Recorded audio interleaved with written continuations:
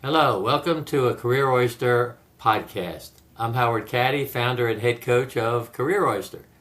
And in this podcast series, we are talking to owners and executives of recruiting and staffing firms, and especially search firms, to get their views and expertise about where the market is, what are the potential changes caused by the economy, global issues, and especially AI, and how do these impact the recruiting companies themselves, as well as the job seekers and the client companies and their needs.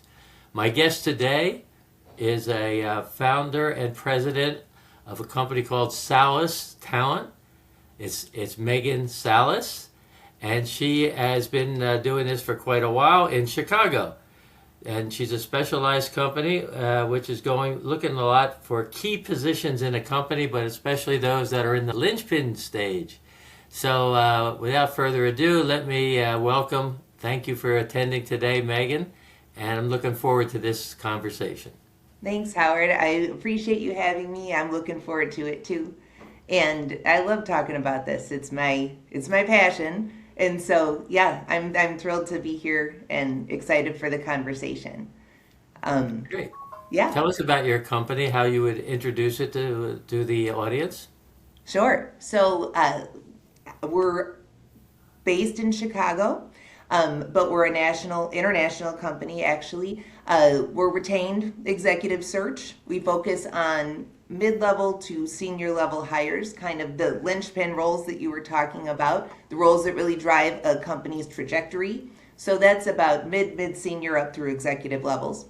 We're heading into our fourth year, and our mission really is simple. It's just helping companies make the right hire at the level that actually shapes their future, while also guiding the candidates into roles where they can truly thrive. I think the linchpin level is sometimes undersupported.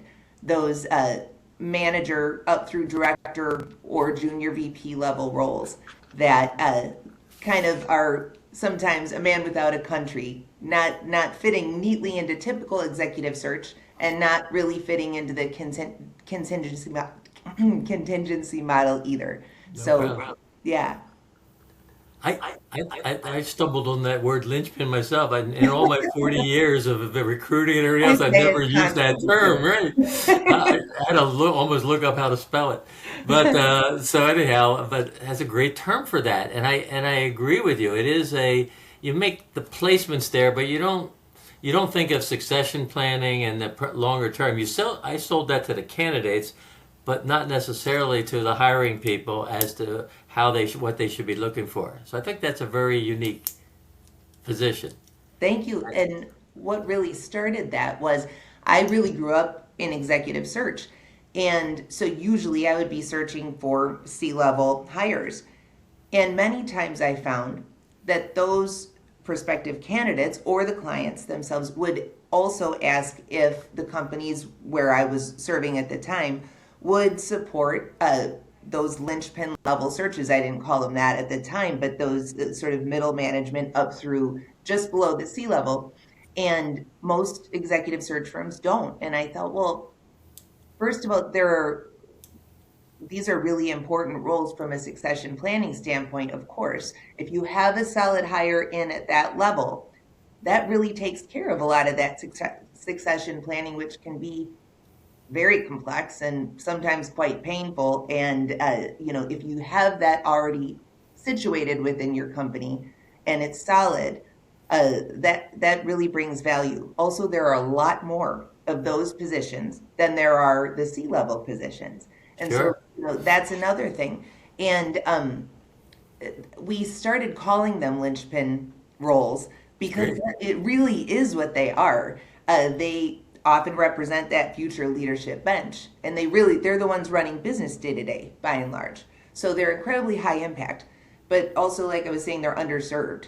So our goal is to bring a white glove, highly tailored approach to those searches so that instead of volume, it's about precision and alignment and long-term fit. So we're not sending options and kind of throwing spaghetti at the wall, but we're presenting matches. So it's just a different approach that seems to have a longer lasting impact and just be a more pleasurable experience too for both the client and the candidate.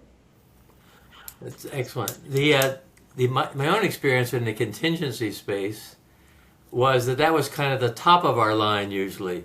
Mm-hmm. The directors maybe, and you might get a CTO or once in a while, but usually not the C level. And you didn't get them on a retained basis. You got them on a contingency basis because of a relationship maybe and some prior work. And I would say most contingent firms, they're going to worry about just the placement, not the long-term approach to the placement. That's the same thing that's true in candidates, where we did do coaching for the candidates on their long-term, but we never did it on the other side. So I think it's a very effective approach. And it is you're right, it's a good marketplace that you can take ownership of it. I think it's really good. Thank you. And putting that in, then you don't mind investing in those people because you've already gotten a longer term view of it instead of, let's see how they do in the first 90 days or the first 6 months. It's in that kind of a mentality. It's more like we're looking at this person longer term, so let's make sure we give them the thing. So, excellent point. Yeah. Tell me a couple things you do that to make that happen in terms of some planning or ideas that you throw both to the company, the hiring executives, as well as to the candidate when you put that deal in place. Sure. So we discussed, well, first of all, I'm definitely not saying that contingency recruitment isn't absolutely effective, especially in the right environment. If you want 30 of a certain kind of hire and you need them fast, that is a contingency type role. And that makes all the sense in the world. It makes all the sense in the world in a bunch of different ways for those types of hires. But the difference with us at this level is we do a deep intake, getting an understanding of the business impact of the role, the key search criteria for the role in particular for which we're searching. We do write the job description, but it's not just that. It's also doing quite deep assessments at a few different points in the search so that the search starts with a kickoff call during which we ask a zillion questions, really try to get all the details of the role. And then from there, we go off and we do our proactive research. And at the same time, we're putting together for the client the key search criteria, which they would then approve so that we're all aligned. We also put together that position description.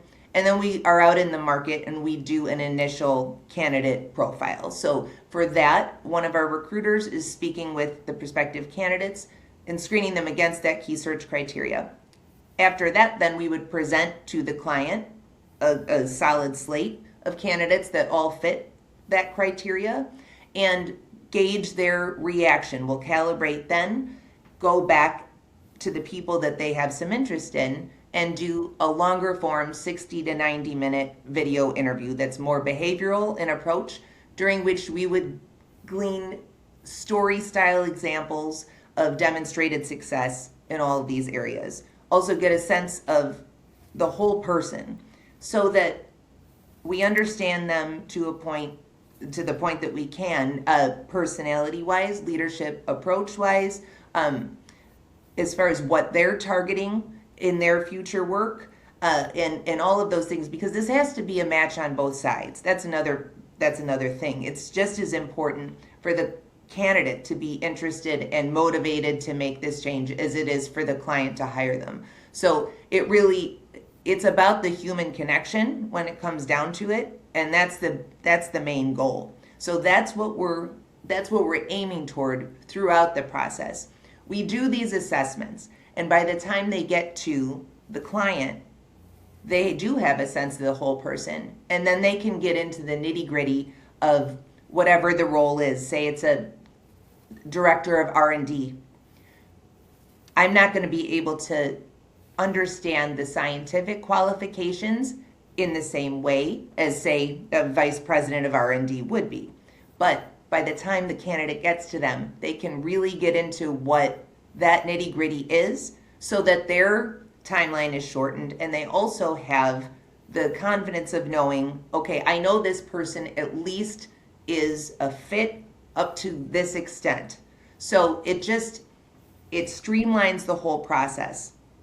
There's a true assessment of capability plus style plus impact. There's a curated candidate slate, quality over volume. And there's that deep intake of us understanding the business and not just the job description. So I think those are the main differentiators there.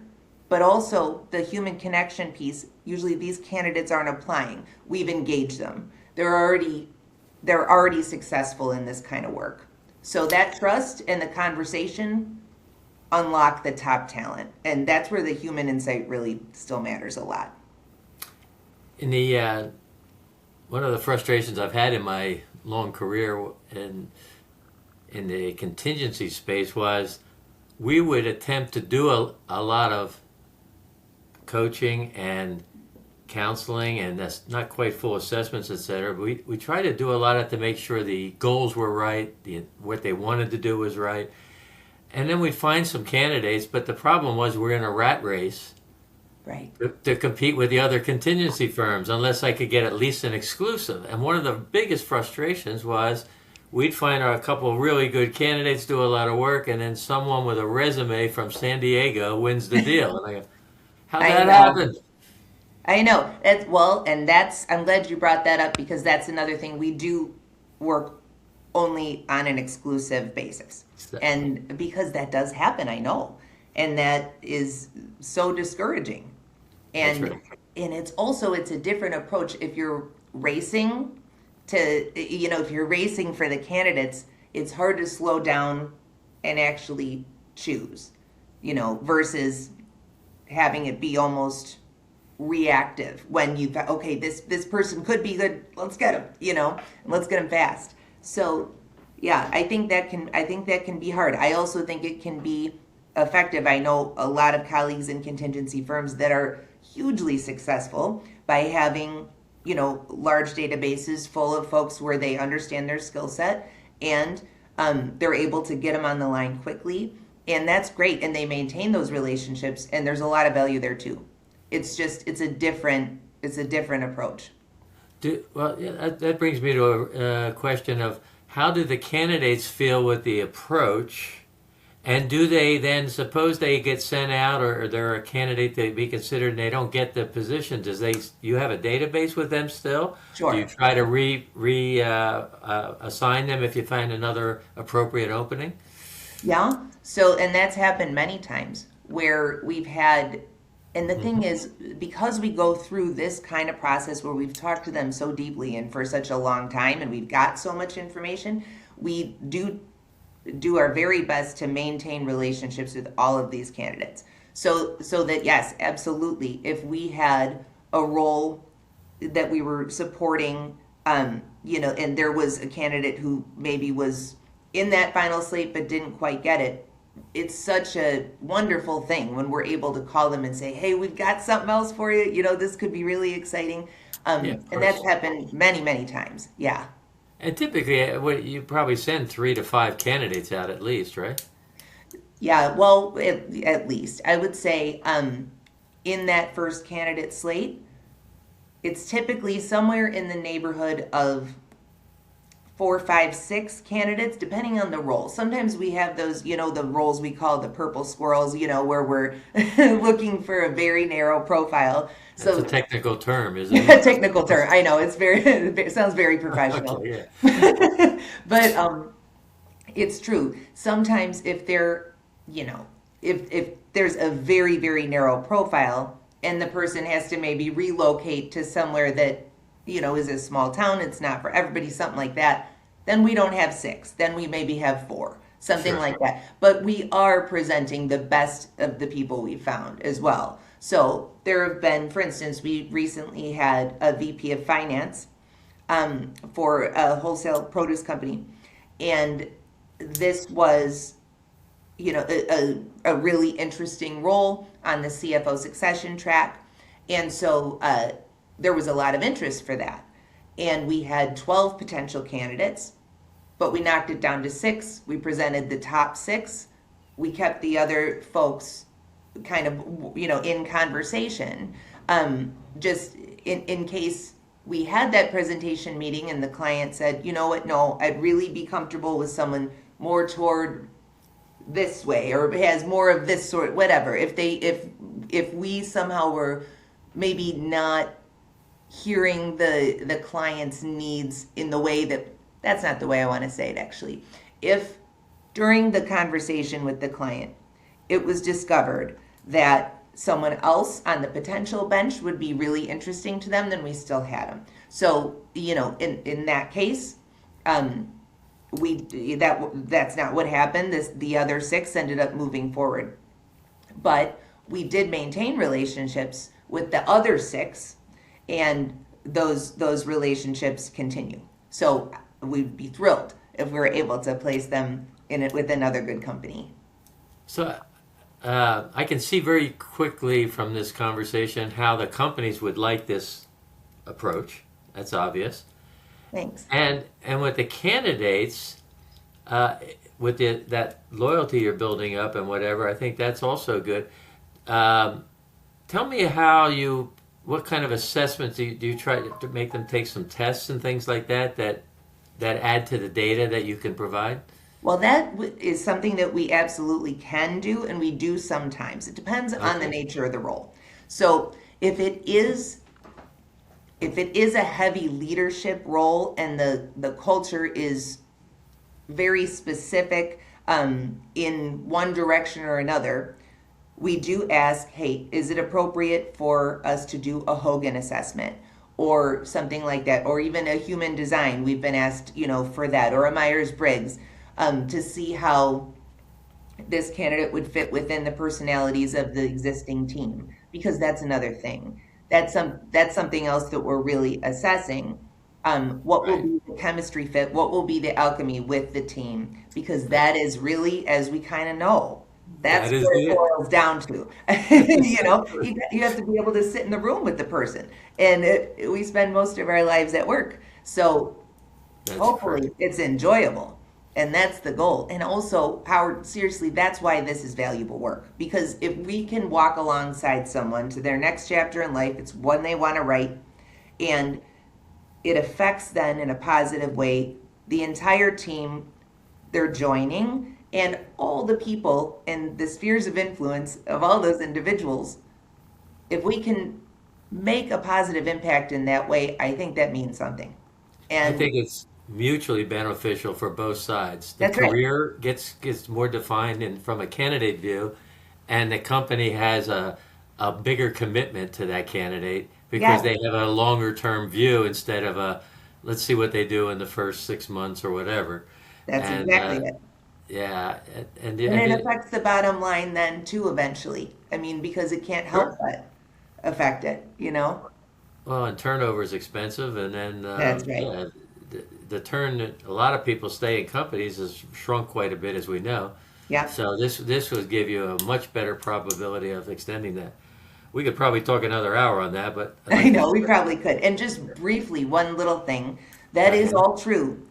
And also, life happens, so we do guarantee the search for a year so that if something does come up, we'll redo the search gratis, and the client knows that they have that in their back pocket, so they feel protected, because that's we also, of course, are a primary goal is for the comfort of the client.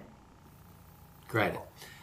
So let's talk. Let me shift the tables a little bit and Sure. go to some trends in the market if we can. Yeah. When you look at the market right now, you know that we're dealing with. Seems to me very much this reminds me of the clouds that I saw in 2009, which knocked me out of business, incidentally, after a year of no pay. We just couldn't make permanent placements because of all the layoffs. I mean, 800,000 layoffs in that year, or some crazy number. And half the recruiting companies, at least contingency, didn't get through it. And I didn't have enough contracting, but that's another story. So, but I see some of these same clouds right now. How will that impact you? And then we can talk a little bit about AI impacts. Sure. Go ahead. So, well, if you're talking about the clouds that relate to the whole Lehman Brothers of it all in '09, Yeah. um, I remember that as well. That was I was working for a company called James Drury Partners. Wonderful guy named Jim Drury who ran Spencer Stewart North America for quite a long time, and then started as a C-suite specific executive search firm. Also reverse board placements there, so it was a wonderful training ground. I remember that's where I was when the Lehman Brothers thing happened, and yes, I mean it shook up everything. It really did. That particular company continued to do well because of where it was focused, but I did feel it everywhere. The job market, everything changed. We all felt it. Yeah. Now, I think there are different issues as far as that's concerned. The market has been quite tight at times, and also, you know, there are always people leaving roles and people needing roles. And companies continue to hire, and the world marches on. So there are always dips. I don't feel scared about the dips at this moment. And I also kind of feel like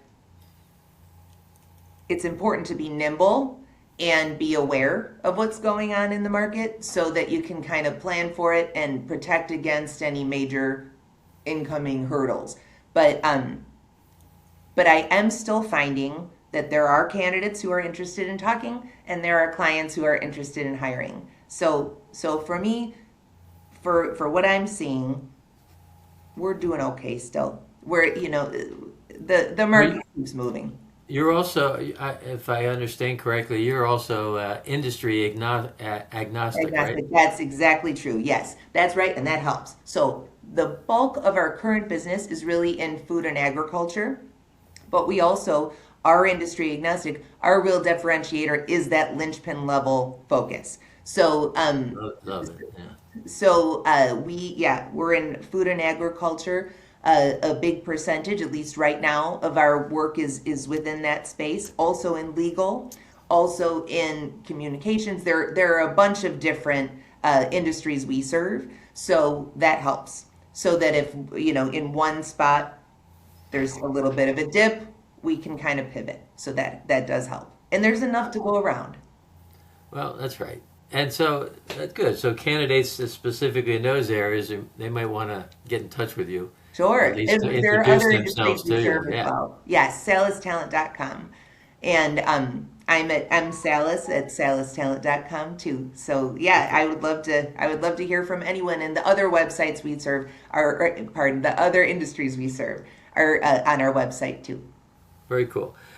Let's talk a little bit about this AI impact. How do you Sure. see that in general, a little bit, in terms of impacting recruiting as an industry, Mhm. search as an industry, and one term, and then a little bit about openings, etc. Number of Yeah. openings, right? Because if one person can do 5 times as much work, that means there's 4 people that need to do something else. Yeah. And then also just in general uh, yeah, it's just the transitions that you see happening in the general market that are going to come out between employment and where it's going to end up going. I think it's coming very quickly actually. Yeah. Well, it is. I mean, it's already having a significant impact. It's making So I'm going to use this broadly, and then I'm going to sort of step back from it and say something else. So it's already having a significant impact, like I was saying. It's making sourcing faster in a way. It's improving access to data in a way, and it's increasing efficiency across the board in a way. But the hiring at this level, especially, it still comes down to human judgment. You can't fully assess leadership or chemistry or long-term impact through automation. You can predict, but it's not, even with so many companies making such big investments into AI tools, and reducing workforce, reducing staff concurrently, um, I think it's easy for us to get over our skis as far as that's concerned, because as AI is a tool, it's important to leverage it. It's appropriate to do that. But the prioritization of the human connection, I think, is still so important, because when I say that some folks, I think, are getting over their skis as far as what investment they're dumping into AI tools, we don't know what the ROI is going to be on that yet. We don't really know, because Right. that's ultimately still a question. We haven't been here in this space for that long. And so that human approach is ultimately, at least still at this point, what determines whether a hire succeeds or not. So we're seeing a few things. Candidates are more accessible than ever, but they're also more inundated. So there's more noise in the system. So, Absolutely. so job seekers are also using AI to present themselves more effectively, which can blur differentiation on paper. Everything is starting to look the same. And that sameness then makes evaluation different. I agree. It really does. So as a result, then, the recruiting process becomes more about discernment and really understanding how someone thinks, how they operate, how they'll show up in a team. And so while AI is streamlining parts of the process, it's actually increasing the importance of deeper, more human evaluation, I think. I think you're And right. so, yeah, I think that's the deal. You And know, with recruiting, oh, I'm sorry, go ahead. no, please, I'm sorry. Finish No, your that's all thought. right. So with recruiting outreach, say we're trying to get a hold of someone to see if they're interested in a role. Well, we have to be very intentional about our outreach messaging, because so that they don't think we're a bot, so they don't think we're spam or just a general AI outreach, so that they know we're a real person seeing them, another real person, and we're interested in what they actually do themselves. And Good point. yeah, so that's, I think, how we need to shift a bit.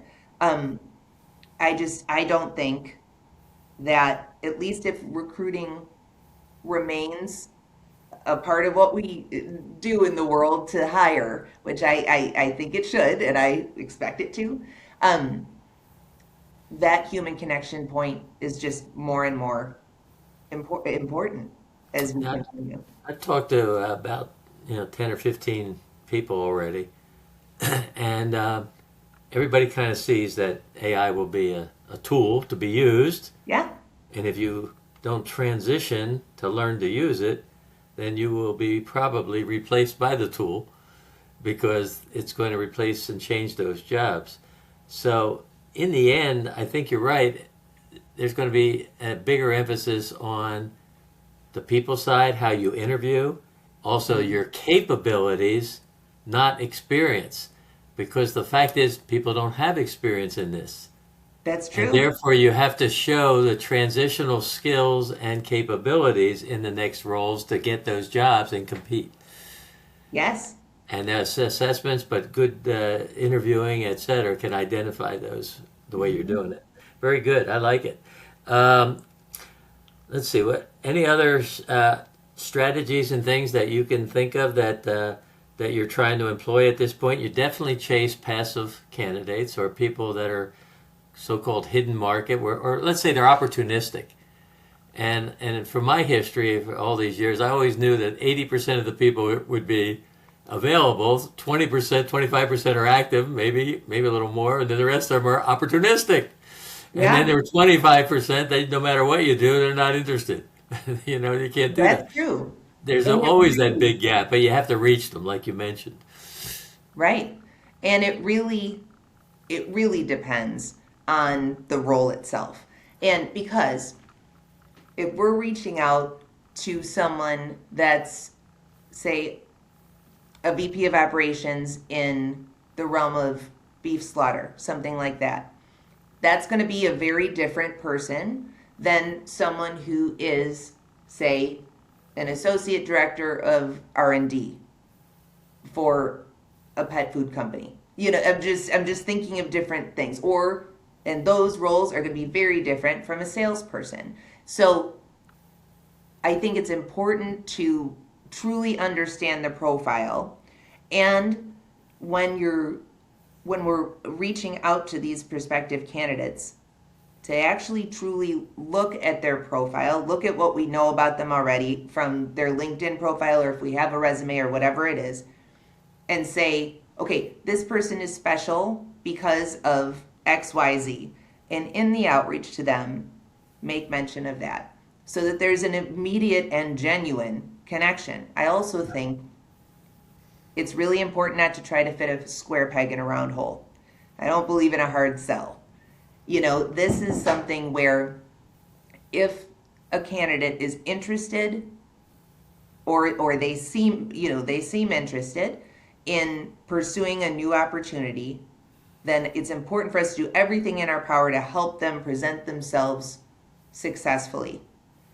And also, it's really important to listen to and hear and advise our client in the direction that we feel makes sense.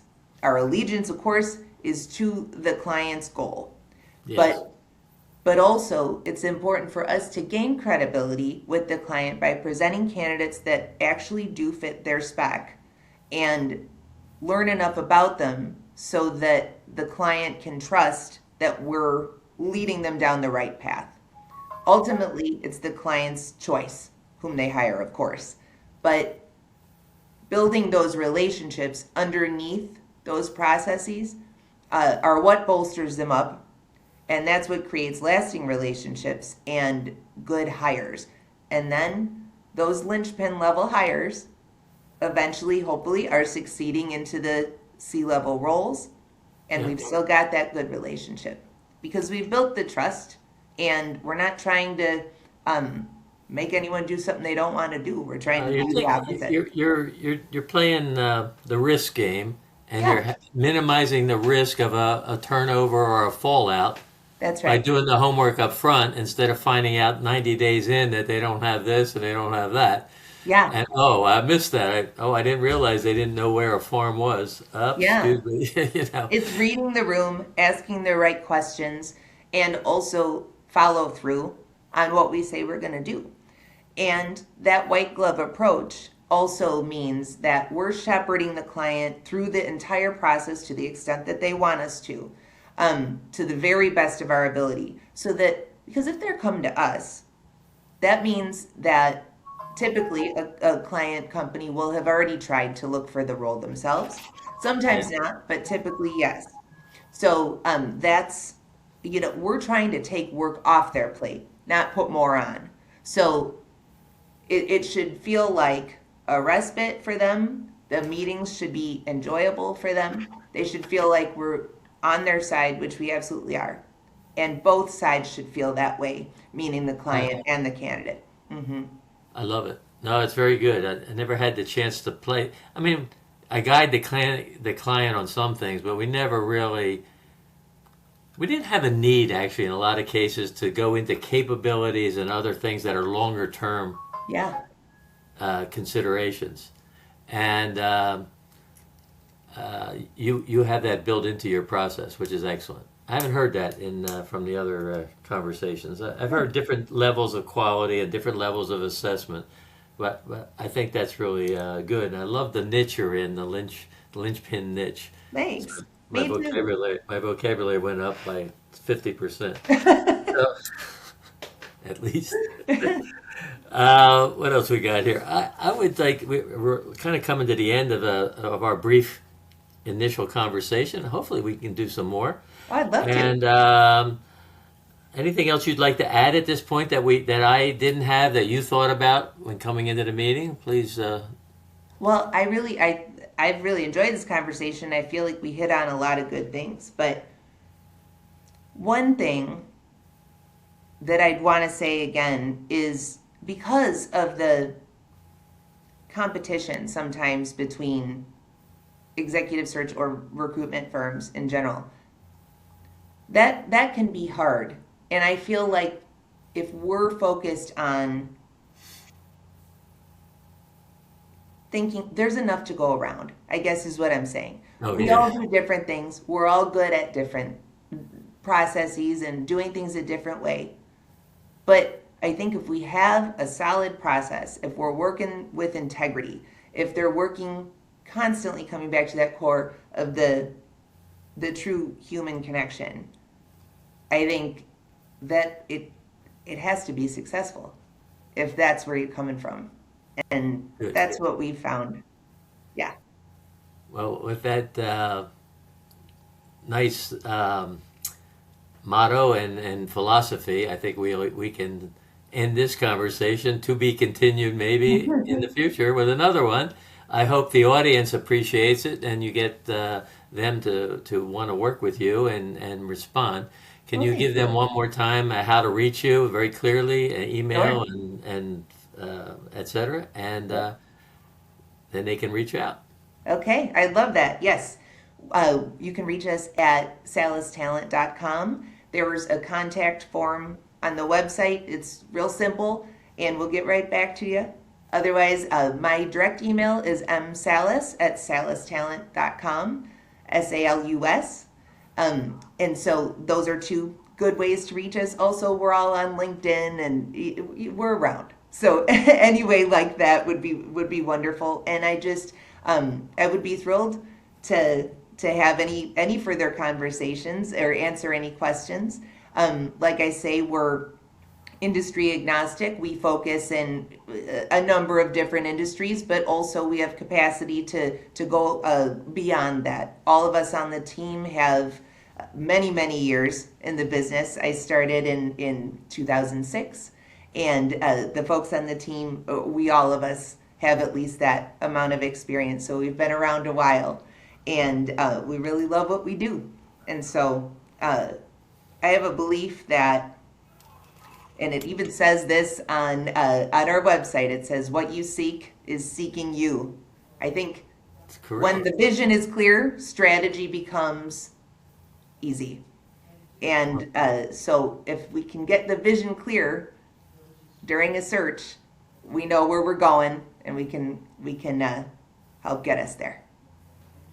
Thank you so much for the great advice, the creative approaches that I've recognized in this conversation and our previous one, and especially for your time. And we'll see if we can't do some more of this thought leadership in the field. Great, great. Take Thank you, care. This Howard. is Howard Caddy. Thank you for attending Career Oyster Podcast. See you soon in the future. Take care.